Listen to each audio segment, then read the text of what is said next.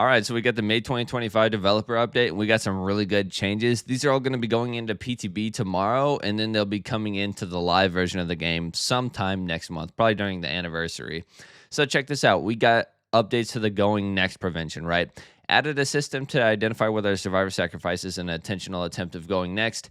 If determined as an intentional attempt, it'll be given a disconnect penalty point. So if they figure out you're trying to throw on hook, you're trying to get out of the game, they'll give you a DC penalty point. 1 point is 50 seconds. 2 points is, I believe, 15 minutes. And then 3 points is 30 minutes or an hour, something like that. Remove the option to self-unhooked on the first stage unless they have one of the following: slippery meat, up the ante, or a luck offering. So if they don't have any of those three things, they don't even have the option. They won't get the prompt to self-unhooked.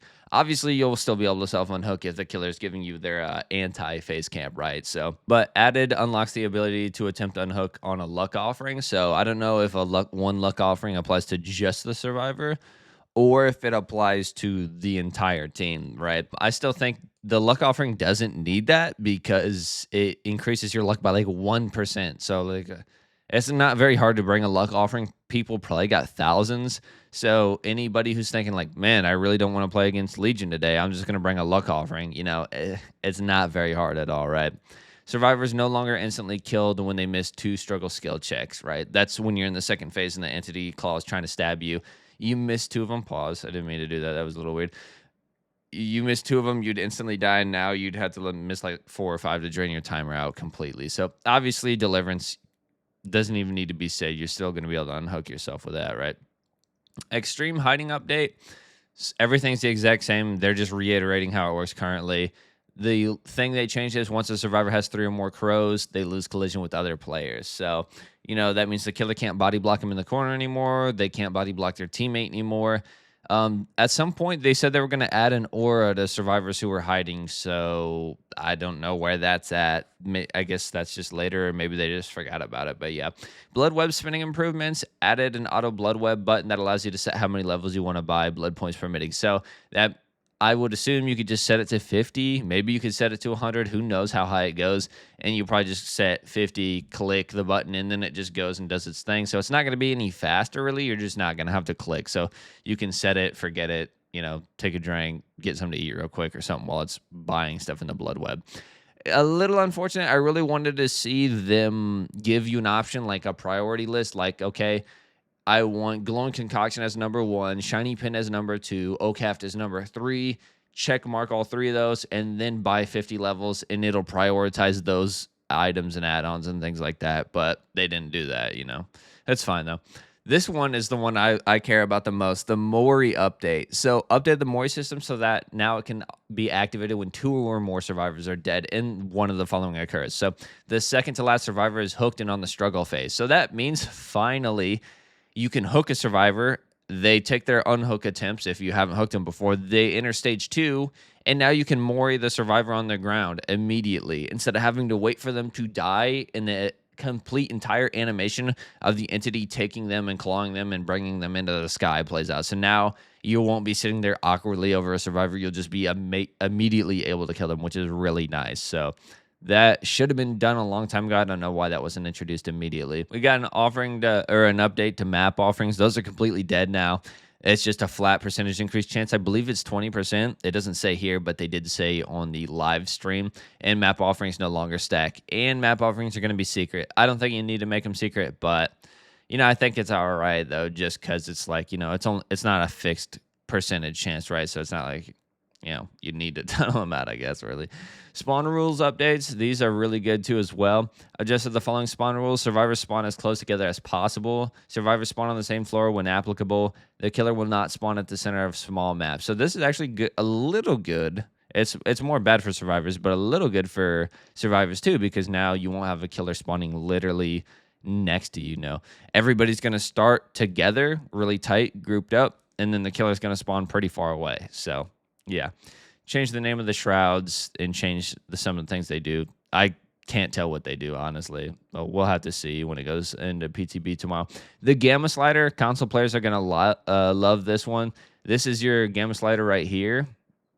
You can see the little emblems adjusting your gamma. And then right down here, you got your lowest setting possible, the one up top, and then the highest setting possible, the one on bottom. So I don't know how much higher the high is, but hopefully it's high enough for you guys to be able to see, when you got glare coming in through the window on your TVs and stuff like that. Custom match improvements, don't really care about this. 5 slots, hotkeys, things like that, console control adjustments, right? Killer updates. This one was pretty surprising. Adjusted several artist add-ons. I have no idea what they're doing. I guess they like where she's at. They think she's good and things like that, but they want to change some of her add-ons. So I'm very worried because Behavior has a running history of absolutely ruining add-ons. They, for some reason, like some other times, they knock it out of the parks with the add-ons and create very unique and interesting add-ons. And they're like, let's gut all those add-ons that are unique and change anything about the killer, and let's just make them X faster add-ons, which I think are the most boring things in the game. Like, Blight did have really strong add-ons, don't get me wrong, but he had some of the most unique and interesting add-ons. Each one was very different, very unique, and changed up a significant part of his gameplay to make him really fun and dynamic to go against. Now it's just rush faster, turn faster, rush faster, turn faster, rush longer, turn longer. It's just, I hate that they do that. They're literally ruining a lot of killers doing that, in my opinion. The Lich got several massive buffs. I didn't think he needed any buffs at all. I thought he was really strong. I'm not good with him, but a lot of people said he was strong, so I just believed people. I was like, okay, I'm just trash at this guy. Clearly, everybody says he's strong. I don't think so. Maybe I'm wrong on this one, right? So all of the Lich's spells are available immediately at the start of a trial. Reduce cooldown of all spells. It doesn't say what to what. It was 45. I don't know what it is now. Maybe 40. Dispelling Sphere Orb moves fast when first cast and then slows down over time. Increase the Killer Instinct duration, blah, blah, blah. Increase attack cooldown period after fly-in. So now he's not going to be able to fly right up to you and recover right away and hit you instantly. He's going to have a little bit of a longer cooldown, so that's a little nerf. Increase the duration and movement speed of fly, so now his fly is going to be a lot better, I guess. I don't know how much better. Adjusted Mage Hand hold time to make it consistent for both killers and survivors. Fixing a known bug. So that was like the visual aspect to it. Increase the effects of magic items when casting associated spells. So that means Interloper Boots does 7% haste for 3 seconds when he casts Mage Hand. Now it'll probably do 10% for 3 seconds or 7% for 5 seconds, I would assume. And then adjusted several add-ons. So I do want to read the dev note real quick for this. For the Lich, much of his power comes from his ability to injure survivors. We adjusted the 4 spells to increase his frequency at which he can be used. So here's more spell slinging with quality of life adjustments to help make spells smoother to use. So yeah, I guess I never really thought much of him keeping survivors injured. It didn't really seem like that. It seems like most Liches play as in they dump their whole kit on each survivor. And that's one of the reasons why I actually don't like going against the Lich, because he's got like 20 free hit abilities. Not really. I'm just complaining a little bit. But, if you don't have Interloper Boots and he uses Mage Hand, you're guaranteed to get hit. If he flies next to you and there's no pallets, you're guaranteed to get hit. If you use Fly to the Damned and there's any elevation, you're guaranteed to get hit, right? So it's just kind of frustrating going against him, in my opinion. And then we'll skim over these real quick. We got Killer and Survivor perk updates. These are being changed because they have low pick rates and low kill rates / escape rates. So we don't have any of the specifics. We'll be getting that tomorrow, but check this out. Killer perks updated. Colorblind, Dark Devotion, Hex Retribution, Machine Learning, Superior Anatomy, Terminus, Thrilling Tremors, and Thwack. So a couple of these are pretty interesting. Colorblind has been one of the worst perks in the game. Arditha did a video about it, about the current state of general regression in the game. It takes 6 seconds it takes 6 minutes for a generator to hit 0, and Colorblind makes it 6 seconds less than 6 minutes. So absolutely garbage. Shouldn't have been in the game nearly as long as it's been. That's just the devs dragging their feet when it comes to fixing anything, really. Dark Devotion, that's the one where when you injure your obsession, your terror radius transfers to them. Not sure how they could change this.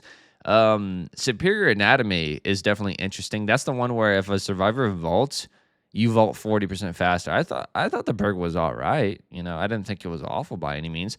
Machine Learning is getting another change. It was 45 seconds of 10% haste and undetectable. Who knows what they got now. Terminus, That's when all survivors are broken when the last generator is powered, and then they're broken in an additional 30 seconds after the gates are open. Who knows how this is going to work? 60 seconds, I guess. They're just number changes, so I'm assuming maybe machine learning is going back to 60, right? Thrilling Tremors, you pick up the survivor, and any gen that's not being worked on is blocked. So it has a 60-second cooldown, or it's blocked for 16 seconds. It has a 60-second cooldown. It does not need to be 60 seconds. It is not that good. You can put it on a 20-second cooldown. It doesn't even need a cooldown if we're being for real. No. It does need a cooldown just so that way you can't just keep dropping and picking up a survivor and blocking gens. Yeah, that would be kind of crazy. I didn't think about that actually, right? And then updated Thwack. Thwack is getting its 50th change in a row. That's where you break a pallet or break up a wall, survivors scream and reveal their auras for 5 seconds. So who knows how that one's going to change, right? And then survivor perks, botany knowledge, champion of light, counterforce, desperate measures, empathetic connection, exaltation, and light-footed. Botany knowledge, 50% healing across the board.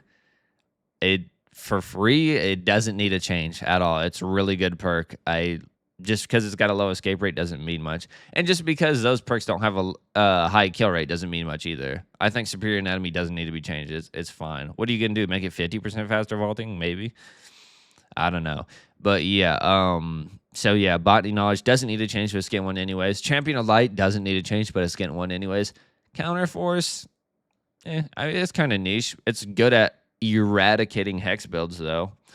So yeah, desperate measures, it could use a little buff. 14% faster hooking or unhooking and healing. It's per injured survivor. It's not great. It's not bad though.